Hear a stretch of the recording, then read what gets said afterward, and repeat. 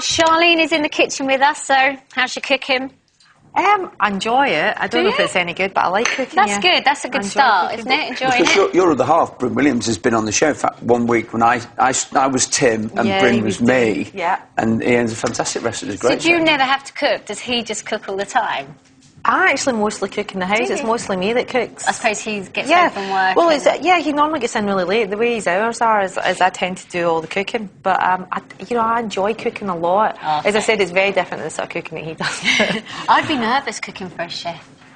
I think I'm probably just dumb enough that I don't actually care. I just like do it. Just eat it. Necessity more than I'm sure Bryn's the same, because I always sort of feel someone cooking for me, I don't care what it is. If someone else does it rather than me, it's brilliant. I don't care if it's beans on toast or something extravagant. Just someone else saying, right, I'll do it. You sit down and I'll bring your food. Somebody caring enough to cook for you. I can do your beans on toast. Fine, that's great. Because that's the other thing. I bet you never get invited around to people's house for dinner.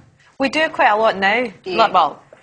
Good friends do. But a lot of my friends, like my really good friend Raghi is Indian, so when she cooks something she cooks all this amazing Indian food that you can't even believe when you taste it. It's like Okay, so what we're going to make a banana and chocolate pudding, sticky banana pudding, basically. So what we've got some dates, we've got some water, we've got some bicarb, which we cook together, and you end up with this. So the bicarb makes them nice and light. It's basically doing a sticky toffee pudding with banana in it and chocolate.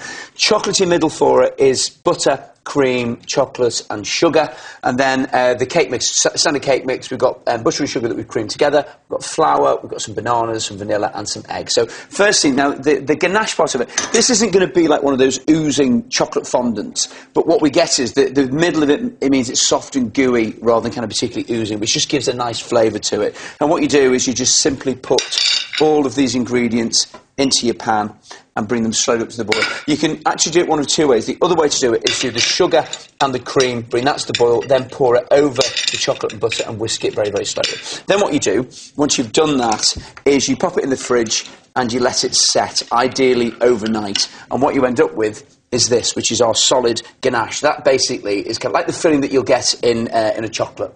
So it's soft and gooey. What's it called? A ganache. A ganache. Yeah. Delicious. Really nice. You just have a good spoonful of that, Lou, and it's kind of delicious. Okay, so, Charlene, first job, peel your bananas like a monkey, like you just taught me. And then you know what, now that I said I'm probably going to get it... Oh, no, that isn't how you do it. Somebody said to me the other day, you peel it the other way up. Apparently that's the proper way to do it, So, I'll probably break the banana. You want it as a whole? No, not so, because we're going to mash them. I mean, ideally what you do is, what you want really is... the banana. Is slightly kind of gooey ones when they're starting to, if not be on the turn, because obviously the more ripe they are, the sweeter they become. And then that means you've got more sweetness in there. But these are absolutely fine. They're just a little bit kind of harder to mash. And it's just a nice thing to break down. This, Lou, is a great thing to make with the kids. Yeah, no, I'm really going to take note today.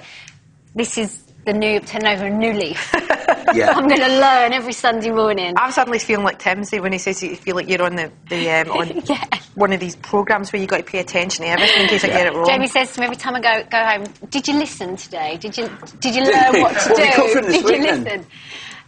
Oh, let's not talk about it. Because you said last week that he said it was rubbish. Yeah. I can't believe it. And that is not a lie. Yeah, but does he cook? No, exactly. You can't insult somebody if you don't do it yourself. No. I think you should cook for so you. What's the best thing you cook, Charlene? I tend to do a lot of we've got an aga, so I tend to do a lot of things that are in the oven for a long time. So there's good things to do, actually, Lou. That's not a bad thing to do. Anything sort of casserole-y. Yeah, you can't just forget about it. Yeah, and it's good because you can put it down on the table and everybody can just help themselves. That'll do it. Bananas go in, and then crack your eggs in, put your vanilla extract in, and then whisk those as if your life depended upon it. When are you off on tour then? You're going to tour this album? Yeah, I'm going to... I think we're going to announce the dates. I'm going to tour in May. Oh, brilliant. So that's what's going to happen. So that's it. There'd be great songs to tour with.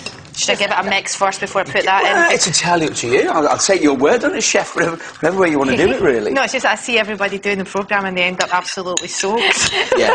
Covered. I've had many accidents with this whisk. It's a bit of a beast. We just stand away. No, that's the one. Yeah, you told me that before we started as well. So that goes in, and then also all the dates. So these have taken about 20 minutes to get to this stage. So hang on, so what... So that's the dates, the water and the bicarb. Right. Okay, so they're delicious and soft now.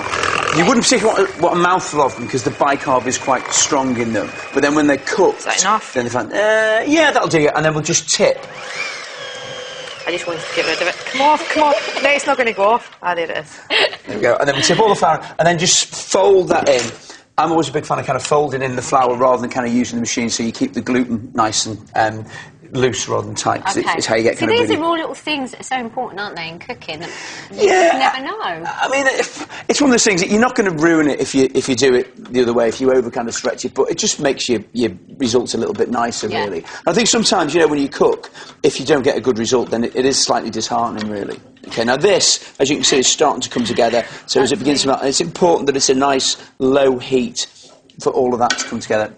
Okay. Beautifully done. You can tell you cook. You can always tell guests who cook, because there's just something about the way that they stand and the way that they kind of... It's true. It really is true. So what are you saying about me, then? Nothing, Lou.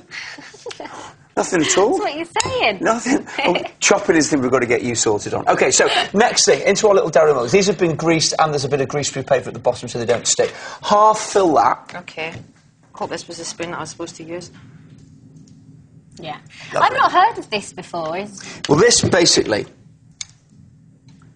And you buy it like that? No, that's what we've made. That's what's going on in there. Have a little taste of that. Off the spoon? Well, whatever you want, however you want to do it. Oh, it's proper cakey stuff. Yeah, so it's just big kind of chocolate, that's fine. And then, what we need to do is we need a little ball of our ganache in the middle. So using our melon baller in the hot water, into the hot water, scoop one out, and then into the middle of your pudding mix. God, you're giving me all the difficult stuff to do. Well, see, you don't have to do that. It just makes for a good portion. No, I actually quite like this. There you go. And then back in the water, otherwise it won't come out. Oh, it was a perfect bowl, now it's gone. Right. There we go. You don't have to, you could just, you know, spoon a little spoonful of it. But obviously the more you put in, then the gooier it's going to be in the middle. All right, and as I say, it's not going to be an oozy one, but what you get is this melts, it becomes fudgy in the middle. Yeah. And then another spoonful of the cake mix over the top. OK, I'm going to put that back in there. And then cover it with foil. And we bake for about 20 to 25 minutes or so. Looks nice already. Yeah, I mean, you've got delicious flavours there. You know, you've got dates, you've got bananas, you've got chocolate. What's and not would you to do like? the same sort of thing, you know, if you were doing a toffee one, rather than chocolate, you could put a toffee in? Yeah. Yeah, completely. But you're chucking ganache in the middle. Then you put foil on the top of those, and then basically we bake them for 25 minutes, and we end up with these delicious little puds, OK? Oh, they look nice. Now, you could make a big one, but obviously then you don't have the same thing with the gooey bit in the middle. Yeah. So, tip this fella out like that.